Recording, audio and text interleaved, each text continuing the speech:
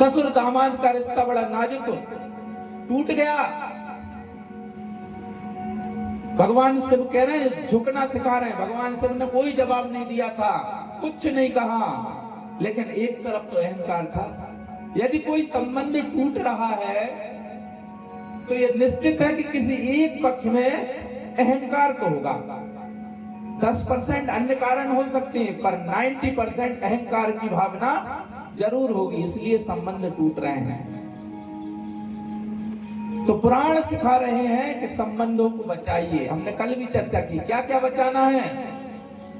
इस कलयुग में हमें संबंध बचाना है, संस्कार बचाना है, बेटियों को बचाना है, प्रकृति को बचाना है, जल को बचाना है। और इस सब कार्य में लगना किसको पड़ेगा? हम सबको।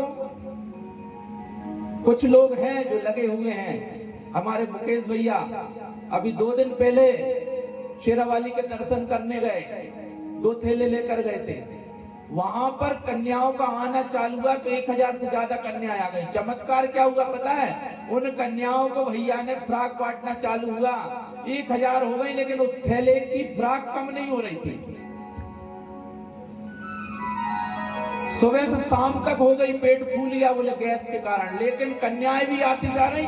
और चमत्कार एक और कि आखिरी कन्या आई जब थैले में आखिरी फ्राक निकली, उसके बाद कन्या भी नहीं आई और फ्राक नहीं बची। ये होती कृपा, ये समाज में ऐसे कई लोगों पर है।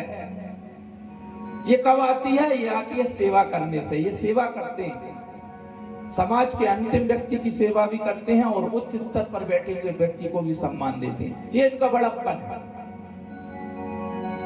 ऐसा नहीं है कि किसी से इकट्ठा करके करते होंगे सेल, और उनको बदले में ये भी नहीं है कि कुछ चाहिए। ऐसा व्यक्तित्व हमें अपने बच्चों को सिखाना होगा, हमें संस्कारवान बनाना होगा। संबंधों को तोड़ने की जगह झुकना सीखना होगा। यदि हम झुकना सीख गए, देखिए थोड़ा तो झुकना पड़ेगा। और बैत होता है ना, सीधा होता है तो क्या होता है? टूट जाता है। ये प्रकृति हमको क्या सिखाती? झुकना सिखाती। पेड़ पौधे झुकते कि नहीं फलदार? तो हमें प्रकृति की रक्षा करनी होगी।